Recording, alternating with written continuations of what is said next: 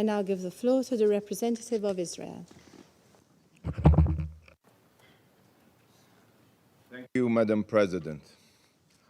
Madam President, yesterday, the Ayatollah regime, in blatant violation of the UN Charter and international law, attacked the State of Israel and launched 170 UAVs, 120 ballistic missiles, and 30 cruise missiles carrying 60 tons of explosive materials at Israel. This attack was launched from Iranian soil, as well as from Lebanon, Yemen, Syria, and Iraq. Colleagues, from the moment I began my tenure here, in every speech and in countless letters, I rang the warning bell regarding Iran. I called on this Council to take concrete action against the Ayatollah regime. I made it clear that Iran and its hegemonic ambitions of global domination must be stopped before it drives the world to a point of no return, to a regional war that can escalate to a world war. Sadly, no action was taken, and last night the world witnessed an unprecedented escalation that serves as the clearest proof for what happens when warnings aren't heeded. Israel is not the boy who cried wolf. We have been screaming from the rooftops for years, trying to wake up the international community, but to no avail. If only this Council would have internalized my words, it would not have needed the bone-rattling explosions of last night's attack to wake it up. Colleagues, last night, Iran proved again that it cares nothing for Islam or Muslims. The Iranian attack seriously injured Amina al-Khassouni, a 7-year-old Bedouin girl in Israel. But look at this video that shows how Israel intercepts Iranian drones above the Temple Mount and Al-Aqsa Mosque.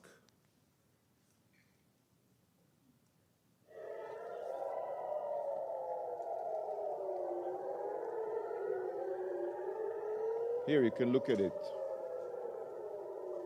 This is the Al-Aqsa Mosque.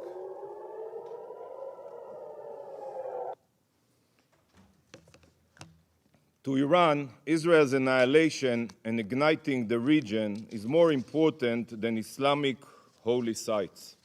The Ayatollah regime, in its plot to impose a global Shiite hegemony through its proxies, has even attacked Saudi Arabia, as we all remember, Aramco oil field, the United Arab Emirates, and anyone else they view as an obstacle.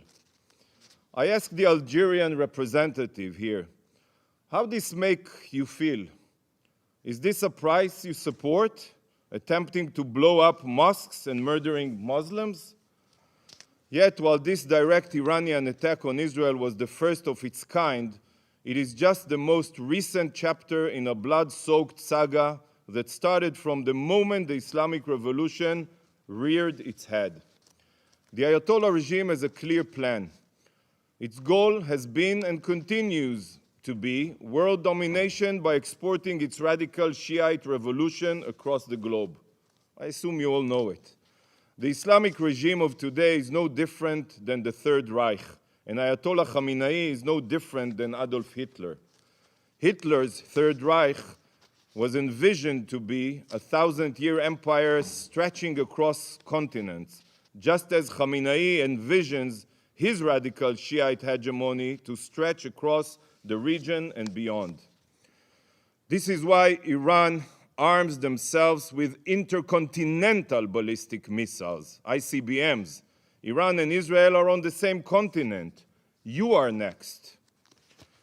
The Ayatollah regimes acts like the Nazi regime, and their army includes Hamas, Palestinian Islamic Jihad, Hezbollah, the Houthis, the Revolutionary Guard, and other savage jihadists. Instead of shouting, Sieg Heil, these radical Nazi Islamists scream death to Israel, death to America, death to England. Just like the Nazi regime, the Ayatollah regime sows death and destruction everywhere it touches. For the past years, Ukrainian civilians have been killed from the skies with Iranian weaponry. President Zelensky, in condemnation of Iran's attack last night, said, and I quote, "The sound of Iranian Shahed drones, a tool of terror, is the same in the skies over the Middle East and Europe. This sound must serve as a wake-up call to the free world. Listen to President Zelensky and wake up." Just like the ever-reaching hand of the Wehrmacht, Iran struck Albania with cyber attacks and launches strikes against Kurds in Iraq. We all remember the 2021 attack on the oil tanker Mercer Street, in which British and Romanian crew members were killed. And just yesterday, Iran seized a Portuguese cargo ship. The crew being held right now by Iran includes Indian, Filipino, Pakistani, and Russian nationals. Iran threatens global maritime trade. Iran is not only a terror state, Iran is a pirate state. Colleagues, just this week, the court in Argentina held Iran directly responsible for the 1994 terror attack in Buenos Aires on the Jewish Community Center, which killed 85 people and wounded 300. And just like the Third Reich and their brutal SS officers, the Iranian regime not only spreads evil abroad, but also torments and murders their own citizens. In 2023 alone, the Ayatollah regime executed 834 Iranians. The regime oppresses women while murdering them for not wearing their hijab properly. When the Iranian people peacefully protest this brutality, they are suppressed by live ammunition.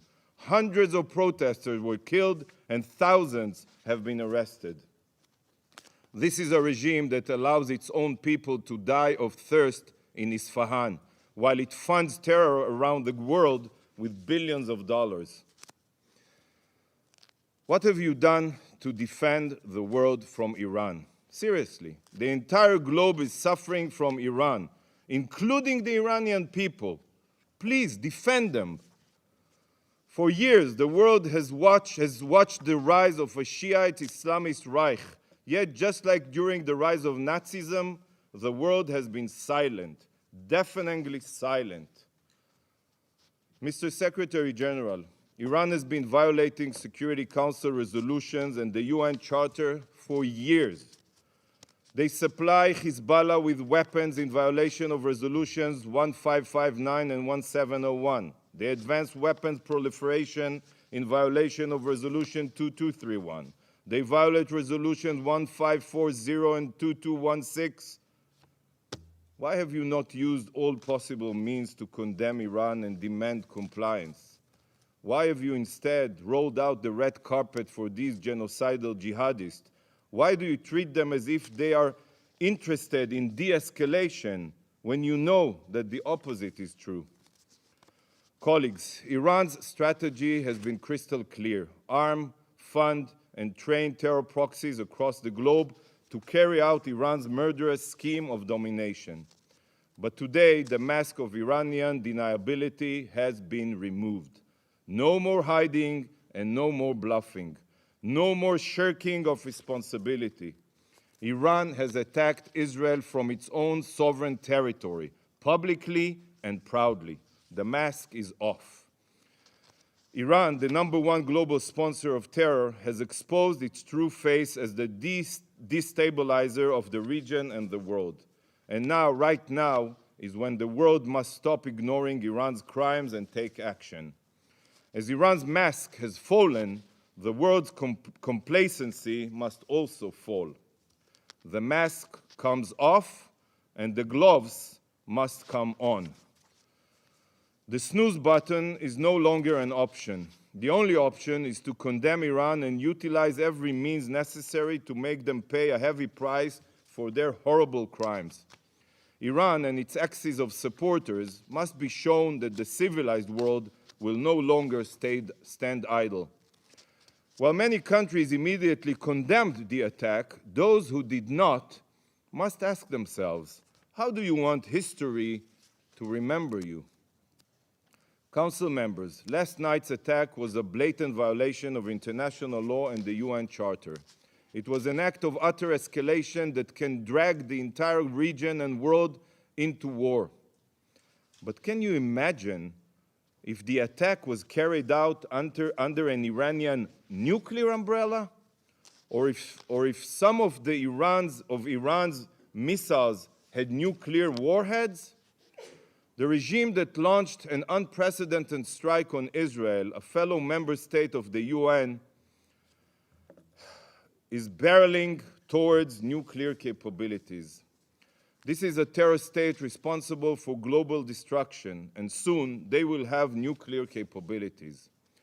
You all know that Iran is systematically violating the JCPOA and has enriched uranium up to 60% purity and even more. Iran's breakout time to produce an arsenal of nuclear weapons is now weeks, mere weeks. No concrete action has been taken, and the IAEA inspectors have been kept in the dark. Iran is on the verge of becoming a nuclear power. It should terrify every member of this council. Take a moment to think what would happen if Ayatollah Khamenei could have launched a nuclear bomb last night. Is this the world we want to live in? So, to the JCPOA signatories, I say, initiate the snapback mechanism today. Initiate it. Impose all possible sanctions on Iran before it's too late. We need a world led by Churchills, not Chamberlains. Colleagues, on October 7th, Hamas, with Iranian funding, with Iranian weaponry, with training, carried out the most brutal massacre of Jews since the Holocaust. They slaughtered our children. They burned entire communities. They raped our women. They took families hostage and are abusing 133 hostages. Hezbollah, with its Iranian arms and sponsorship, have fired thousands of rockets into Israel since October 7th, decimating towns. The Houthis, with Iranian weapons and instructions and intelligence, are firing at every merchant vessel that is suspected of having ties to Israel. And then Iran, who directs and pays for all of this violence, carried out an attack of epic proportions on Israel. Colleagues, we are being fired upon from all fronts, from every border. We are surrounded by Iran's terror proxies. The war in Gaza extends far broader than Israel and Hamas. All of the terror groups attacking Israel are tentacles of the same Shiite octopus, the Iranian octopus. So I ask you, and be honest with yourselves, what would you do? What would you do if you were in Israel's shoes? How would you react if your existence was threatened every single day? While the Ayatollah regime thinks, they only think, that Israel is a frog in a boiling water, that we are becoming accustomed to the threats on our survival and won't notice until it's too late, they are wrong. You are wrong. This attack crossed every red line, and Israel reserves the legal right to retaliate. We are not a frog in boiling water. We are a nation of lions.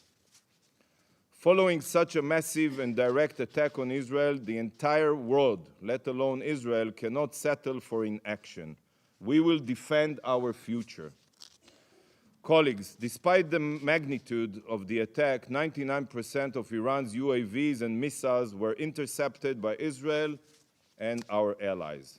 I wish to take this opportunity to thank the United States and our partners for standing with us in defending Israel against the Ayatollah regime indiscriminate attacks.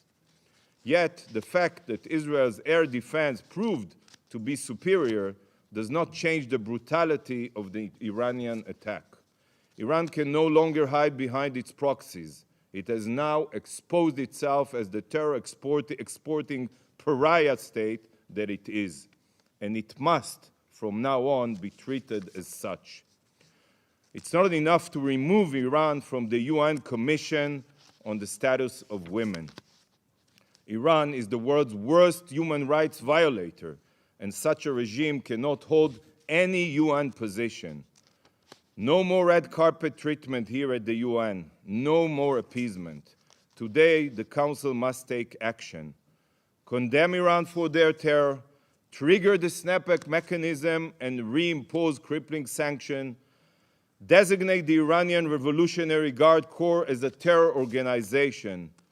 Action must be taken now, not for Israel's sake, not for the region's sake, but for the world's sake. Stop Iran today. Thank you, Madam President. I thank the representative of Israel.